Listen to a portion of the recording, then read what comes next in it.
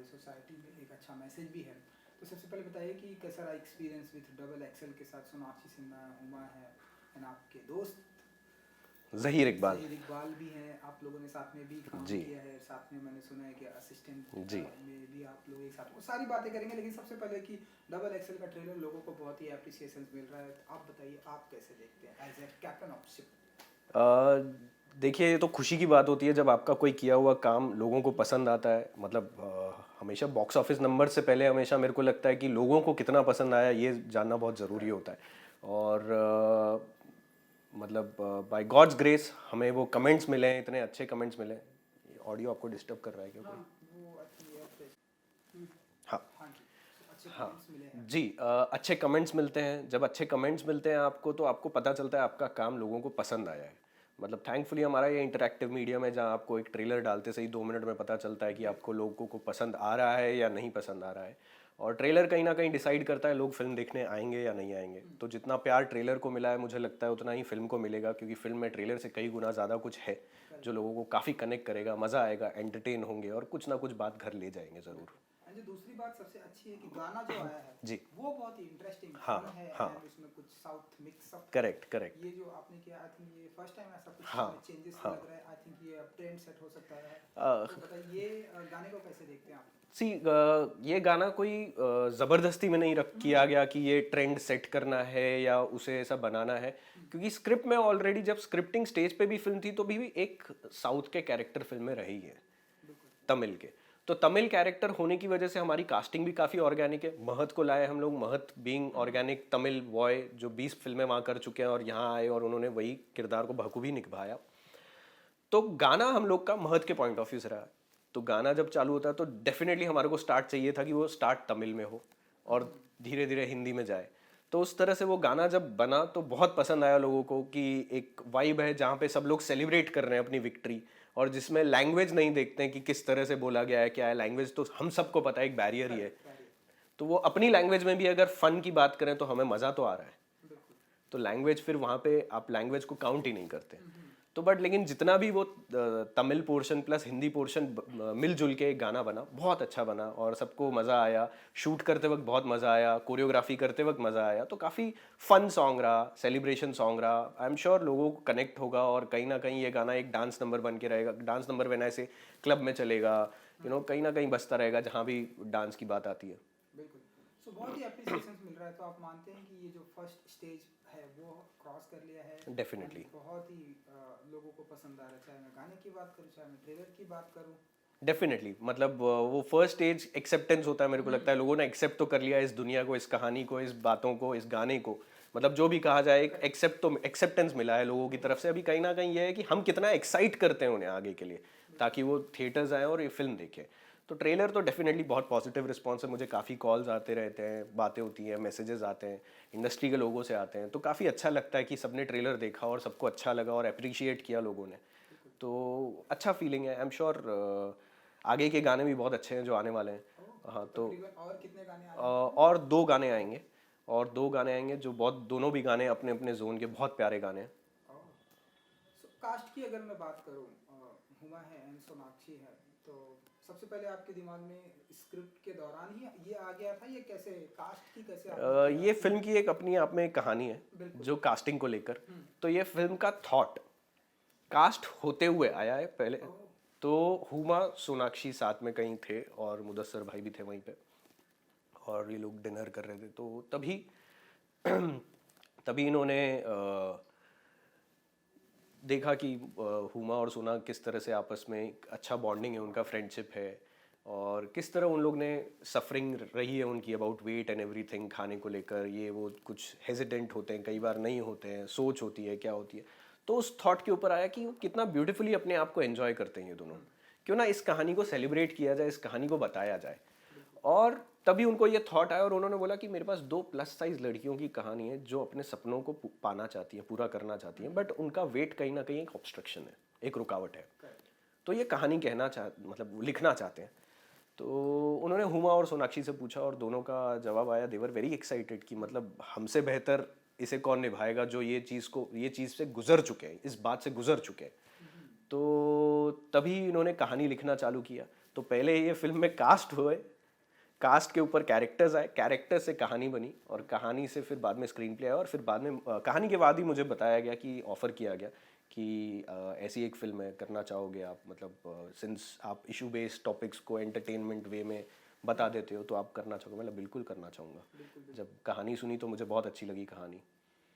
And just मैंने Sonakshi and Huma का interview किया, उनका ऐसा कहना है कि जब से ये स्क्रिप्ट हमें बताई गई कि ये स्क्रिप्ट है, तब से हमें अपने वेट को पुट ऑन 100% के लिए बोला गया। एक एक्टर मतलब जहाँ अपने फिटनेस को लेकर बहुत ही ये रहता है, फिटनेस की मेरे फिटनेस लेवल को मेंटेन करना, और एक एक्टर को वही दूसरी जगह बोला जा रहा है कि आप आपके वेट को और बढ़ाइए। करेक्ट मतलब मैं चैलेंजिंग तो मतलब उन लोग ने तो मुझे दुआएं दी हैं दोनों ने मतलब उन्होंने वैसे ऐसा डायरेक्टर हमें हर जगह मिले जो कहीं रुकावट नहीं, आप खाइए पिए, वो बात थी। क्योंकि क्या है, सी इस फिल्म के लिए कोई पर्टिकुलर रिक्वायरमेंट नहीं रही है ऐसी, और मैं जहाँ तक समझता हूँ आपकी कहानी में वैसे भी साइज ज़ीरो की रिक्वायरमेंट कभी नहीं रहेगी। ये तो ठीक है, हम लोग एक परसेप्शन या जो भी क्रिएट होता है अलग बात है, बट आइडिया वही है कि आपको उस साइज़ को नॉर्मल बताना है। उस साइज़ में भी आप ब्यूटीफुल हो, उस साइज़ में भी आप खूबसूरत हो, गॉर्जियस हो, ये सब चीज़ें आपको बतानी है। तो वो क्यों ना हम उसको बेटर वे में बताएं कि जब ऑर्गेनिकली आप वो चीज़ से गुजर चुके हो तो आप अपना एक्चुअल वेट जो था आपका वो दिखाकर लोगों को बताएं ये चीज़ से हम गुजर चुके हैं। तो हमारे रीडिंग सेशंस होते थे, उससे पहले हमारा खाना आता था और डिसाइड होता था आज क्या मंगवाना है, कौन कितना खाएगा क्या। तो खाना खाते थे, फिर 5 मिनट ब्रेक लेते थे, फिर हम रीडिंग्स करते थे। एक चीज़ मैं और बता दूं कि इंटरव्यू के दौरान उन्होंने कहा कि जैसा कि आपने बताया ब्लेसिंग दी है कि ऐसा डायरेक्टर हमेशा, मुझे ये बहुत ही कूल, बहुत ही चिल डायरेक्टर है, मतलब जो करना है आप स्क्रीन पे कीजिए, एंजॉय कीजिए, मजे लीजिए, यही हमारे स्क्रिप्ट। करेक्ट। तो एक आर्टिस्ट के साथ में ये जो बॉन्डिंग, ये जो अंडरस्टैंडिंग कैसे कितना जरूरी भी है फिल्म के लिए, स्क्रिप्ट के लिए। एंड मुझे लगता है अगर आपकी फिल्म सही तरह से कास्ट हो जाए, सही कास्टिंग हो जाए, तो एक डायरेक्टर के लिए 50% ऑफ वर्क इज डन। क्योंकि अब हमारा काम बचता है उन्हें समझाना इस बारे में कि आपको इस किरदार को कहाँ किस ग्राफ पे लेके जाना है, मूड वाइज। सिर्फ उतना कंट्रोल फैक्टर हमारे लिए बचता है। उससे पहले लेकिन वो 50% वो लोग, वो हम जंग जीत चुके हैं जहाँ पे आपने सही कास्ट अपनी फिल्म में लाया। तो हुमा और सोनाक्षी के साथ ये दोनों ब्रिलियंट एक्टर है, दोनों के अपने अपने तरीके हैं काम करने के, लेकिन दोनों के तरीके ऐसे हैं जो डायरेक्टर फ्रेंडली है। मतलब हुमा और सोनाक्षी को बोला जाता था ये सीन है, आपको क्या लगता है आपको क्या करना है, और जिस तरह से वो बताते थे कि मुझे लगता है मुझे ये करना चाहिए और मुझे लगता है मुझे ये करना चाहिए, और उसके बाद हम लोग सेम पेज पे आते थे कि नहीं इसमें ये ऐड कर सकते हैं, इसमें ये सब्सट्रैक्ट कर देते हैं, इसकी जगह ये कर देते हैं। तो वो हमारी बातचीत होती थी। तो क्या मुझे लगता है कि एक्टर्स के अंदर जो परफॉर्मेंस है वो बाहर ही कब आएगी, जब तक आप उन्हें मौका ना दें। अगर पहले से ही मैं उनको बता दूं कि नहीं यही करना है, तो मुझे लगता है कहीं ना कहीं आप एक पॉइंट ऑफ व्यू छोड़ रहे हो। एक पॉइंट ऑफ व्यू एक्टर का भी आना बहुत जरूरी है एज अ परफॉर्मर, क्योंकि वो भी स्क्रिप्ट को उतना ही जी रहे हैं उस वक्त के लिए जितना आप जी रहे हैं। हाँ बेशक हम director start to end process तक रहते हैं, बट एक्टर उस प्रोसेस में तो पूरा डेडिकेटेड होता है towards the script. And now मैं यू एंड ज़हीर इकबाल की हमने सुना है कि बहुत ही लंबी कहानी जी। है। मैंने जितना, मेरा जितना नॉलेज है कि आप लोग असिस्टेंट जी। एक साथ में, असिस्टेंट डायरेक्टर एक साथ में आप लोग थे। हाँ आप बताइए कि कहाँ से ये जर्नी स्टार्ट हुई एंड उनके साथ का एसोसिएशन। ज़हीर और मैं जय हो में साथ में थे। मैं फर्स्ट एडी था और ज़हीर उस वक्त नया नए आए थे इंडस्ट्री में, तो सीख रहे थे चीज़ें। तो उनको वो आते थे पूछने, ज़हीर आता था पूछने ये कैसे होता है, ये होता है, वो होता है। उधर से हमारी दोस्ती चालू हुई। तो हमारी दोस्ती ग्राफ ऊपर गया, काफ़ी समझ में आया, उसको मज़ा आने लगा फिल्म मेकिंग क्या होती है, कैसी होती है, और हम लोग टाइम बिताने लगे एक दूसरे के साथ। हमारी बॉन्डिंग अच्छी होने लगी, एक दूसरे को समझ आने लगी। मुझे कुछ कहानियाँ जस्ट ऐसे ही सुनानी होती है तो मैं सिर्फ फ़ोन करता हूँ, ज़हीर को बोलता था ज़हीर ये कहानी सुन कैसा लग रहा है, फीडबैक के लिए, फीडबैक के तौर पे कहानी सही है या गलत है, या कहानी को कुछ करना चाहिए, कनेक्ट करेगी नहीं करेगी। तो हमारी वैसी बातें चलती रहती थी। उसको कुछ आता था, ये कहानी कैसी लग रही है, ये कहानी क्या लगती है। आई वॉज वेरी हैप्पी जब ज़हीर का पहला लॉन्च हुआ नोटबुक के थ्रू। मतलब मुझे काफ़ी अच्छी लगी वो फिल्म और ज़हीर का परफॉर्मेंस बहुत अच्छा लगा, and I was very proud कि ज़हीर मतलब फाइनली you've reached here। और हमारी हमेशा बात चलती रहती थी कि वो दिन कब आएगा जब हम दोनों साथ में काम कर। तो इस बारी जब हमने पहली बार शूट किया पहले दिन पे, तभी ज़हीर भी पार्ट था, और जैसे ही पहला शॉट ज़हीर के साथ हुआ, हम दोनों ने एक 10 मिनट एक दूसरे को गले लगाया और बोला कि हमने शायद ये सपना 8 साल पहले देखा था कि वो दिन कब आएगा जब मैं डायरेक्ट कर रहा हूँ और ज़हीर उसमें एक्ट कर रहा है। तो वो दिन आया और हम लोग ने बहुत मज़े किए, मतलब शूट पे बहुत फ़न किया, एज अ फैमिली काम किया। क्योंकि जैसे आपने पूछा कि एक्टर्स के साथ आपको क्लोज होना कितना ज़रूरी है, क्लोज नहीं होंगे तो मुझे नहीं लगता आपको समझ में आएगा कि आप क्या कहना चाहते हैं, वो आपके एक्टर्स समझ रहे हैं या नहीं। और अल्टीमेटली वो फिल्म के लिए, फिल्म के बेटरमेंट के लिए आपका वो एक क्लोजनेस होना बहुत ज़रूरी है। एंड लास्टली 2 सवाल मैं आपसे ये पूछना चाहूँ जी। फिल्म की शूटिंग पूरी मुंबई है और कहाँ फिल्म की शूटिंग हुई है लंदन में और दिल्ली में, ये 2 जगहों पे हुई है। हाँ, तो लंदन में हम लोग ने काफ़ी टफ टाइम में शूट किया जब कोविड था।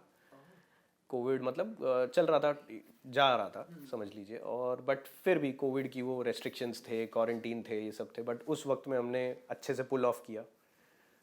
और दिल्ली में उसके बाद ओके। एंड लास्टली ये कि बॉडी शेमिंग के ऊपर, जैसा कि ये बहुत ही बड़ा मैसेज है हमारी फिल्म इंडस्ट्री के लिए, हमारी पूरी सोसाइटी के लिए। अक्सर अब तो हम देख रहे हैं कि जैसे कि धीरे धीरे अब लोगों की अवेयरनेस बढ़ रही है, लड़कों की भी बॉडी शेमिंग के ऊपर अब हम देखते हैं, अब लोग ज़्यादा बात करते हैं, लेकिन लड़कियों की कहीं ना कहीं ज़्यादा होती है। एब्सोल्युटली, मतलब मैं ये बोलूँगा अनफॉर्चुनेटली हमारे यहाँ लड़कियों के साथ तो हर टॉपिक पे, मतलब बॉडी शेमिंग एक बात हो गई, बट हर चीज़ को लेकर, चाहे उनके सपने हो, एम्बिशंस हो, या उनकी, एक साइड में है। हाँ, वो भी एक लड़ाई चालू ही है। हाँ, वो मतलब उनके साथ में हाँ, है, लेकिन हमारी जो सोसाइटी करेक्ट, है उनका कहना है कि लड़की गोरी होनी चाहिए। करेक्ट करेक्ट, ये यही बोल रहा हूँ ना, उनके सपनों को भी सोसाइटी जज करती है। तो उनकी लड़ाई तो हर जगह है ही है। लड़कों और लड़कियों में देखा जाए तो वो लोग सबसे ज़्यादा ट्रबल फेस करते ही है और जजमेंट्स के शिकार हैं सबसे ज़्यादा। तो बॉडी शेमिंग को जब भी लिया जाए तो डेफिनेटली है ही है, सबसे ज़्यादा है, और उनको अफेक्ट भी ज़्यादा कर जाती है बातें। जिस तरह से सोसाइटी उन्हें बताती है, बोलती है कि आपको इसी तरह रहना है, इसी तरह से, क्योंकि रूल्स, कई बार ऐसा लगता है कि रूल्स सिर्फ उनके लिए बने हुए हैं, हम लोग के लिए नहीं है। मतलब आयरनी ये हो सकती है कि कोई इंसान, कोई plus size male plus size female को बता सकता है कि तुम्हें इस तरह नहीं दिखना चाहिए, बट अलावा उसके वो खुद होंगे वैसे। तो सोसाइटी तो वो भी स्टैंडर्ड्स हैं हमारे। चेंजेस आएगा इस फिल्म से हमारे सोसाइटी को सी मैं कभी भी चेंजेस की बात जब तो आती है, मैं बोलता हूँ कि हमें फिल्म, हमने चेंजेस लाने के लिए उस तरह से तो डेफिनेटली नहीं बनाई है। मतलब कि हाँ, हमारा ये कोशिश रहेगा कि शायद कहीं ना कहीं वो इम्पैक्ट रह जाएगा कि लोग उस बारे में बात करें। सिनेमा का इम्पैक्ट हमेशा से रहा है, आज से नहीं है, राज कपूर साहब के ज़माने से रहा है, तो आज तक आपको वो इम्पैक्ट रहेगा ही रहेगा। तो कहीं ना कहीं एक टॉपिक, इस तरह के टॉपिक भी वो इम्पैक्ट क्रिएट करेंगे ही करेंगे, और लोग उस बारे में बात करेंगे। जब बात करेंगे तो डेफिनेटली सी बात है, कहीं ना कहीं नॉर्मल होंगी चीज़ें। चलिए, 4 नवंबर को ये फिल्म थिएटर में आ रही जी। है, कुछ कहेंगे आप? मैं सबको कहना चाहूँगा, हमने दिल से बनाई है ये फिल्म XXL, इसे प्यार मोहब्बत दीजिए। 4 नवंबर को आपके आसपास के सिनेमा घरों में ज़रूर देखने आइए। Thank you, thank you, thank you, thank you, thank you, thank you. We're keeping the AGP channel.